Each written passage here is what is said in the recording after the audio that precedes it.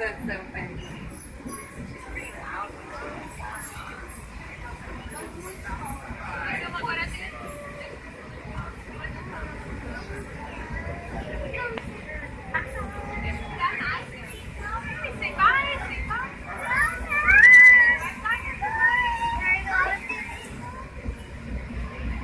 Hello folks, and welcome aboard the Zooliner. This is one of 3 passenger trains here on the Washington Park and Zoo Railway. It's a scale replica of the famous General Motors Aero train of the 1950s. When the Zoo Railway was under construction in the 1950s, zoo officials reached out to school children in Portland, asking them to choose the design for the train to run on the Zoo Railway, and they chose the Aero train. It went into service here at the zoo in June of 1958. You are riding on a 30-inch narrow gauge railroad, meaning that there are only 30 inches between the rails. Rails for a standard gauge railroad are 56.5 inches apart. In fact, all of our cars and locomotives are just over half the size of a normal standard train.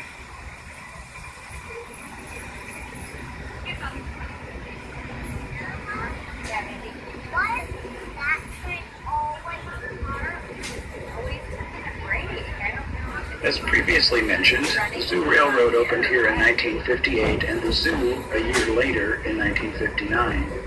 For those of us who are old enough to remember those days, the late 1950s and the early 1960s, when TV was black and white and had 3 channels if you were lucky, perhaps this little commercial will bring back memories.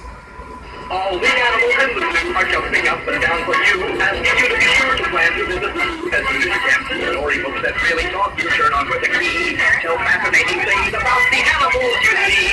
Storybooks and zoo keys together guide you through a world of new excitement awaits you at the zoo.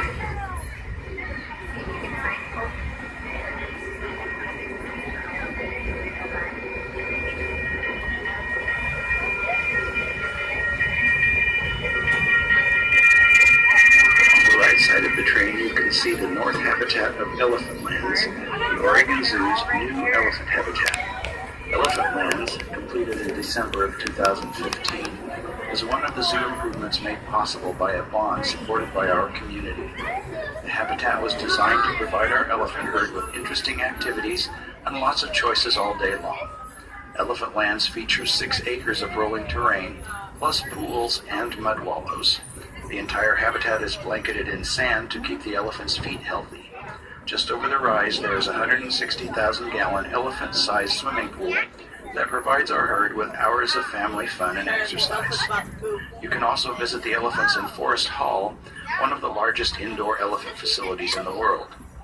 Below ground, we've installed giant coils, part of a heat exchange system. When we complete the new polar bear habitat in 2019, it will draw warm air away from the polar bears and use it to warm the elephants. This system will keep our animals comfortable while saving a lot of energy. It's one of the many ways the Oregon Zoo is becoming more sustainable.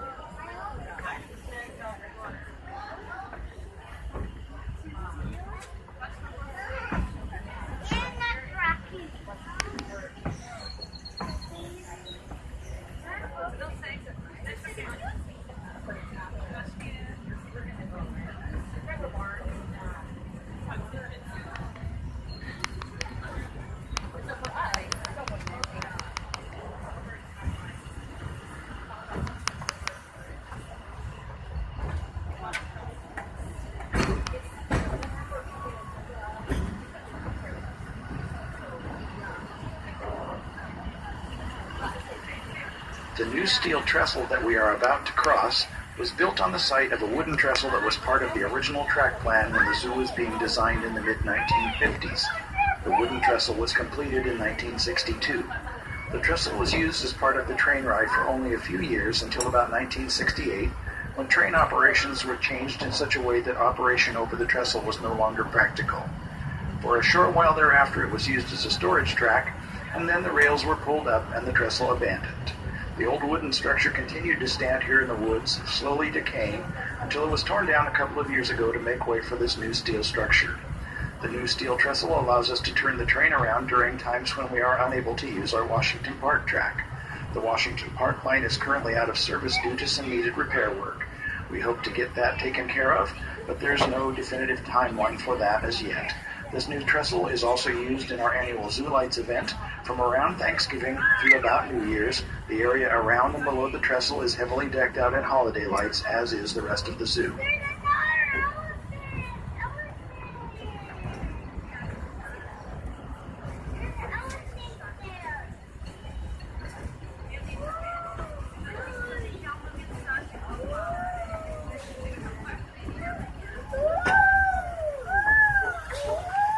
The building to your right is our new veterinary medical center.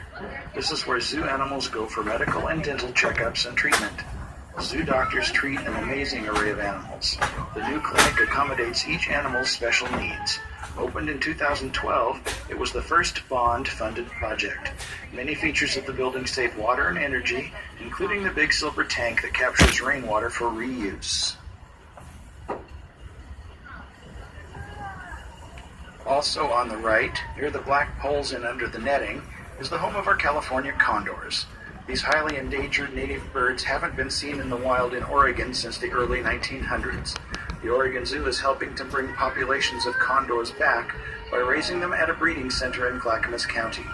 We have 9 pairs of breeding condors, and on average we raise 5 to 6 chicks per year.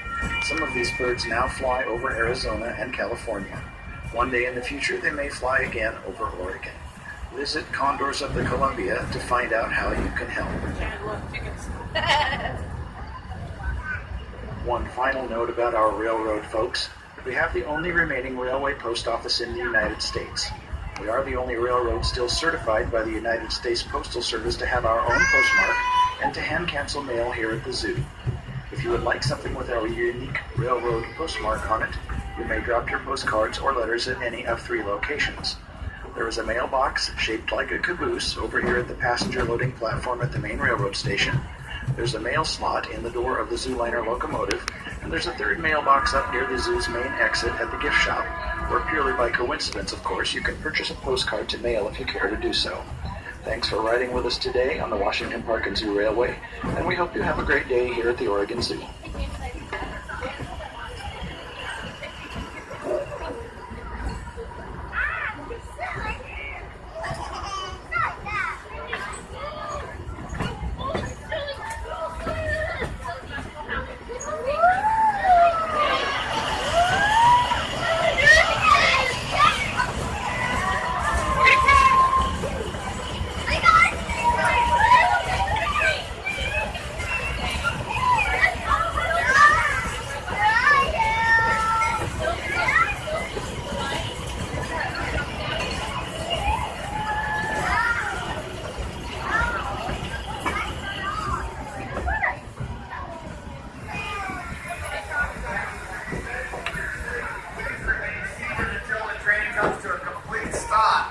Check around your seat, make sure nothing fell out of your pockets and you left no personal belongings in the car.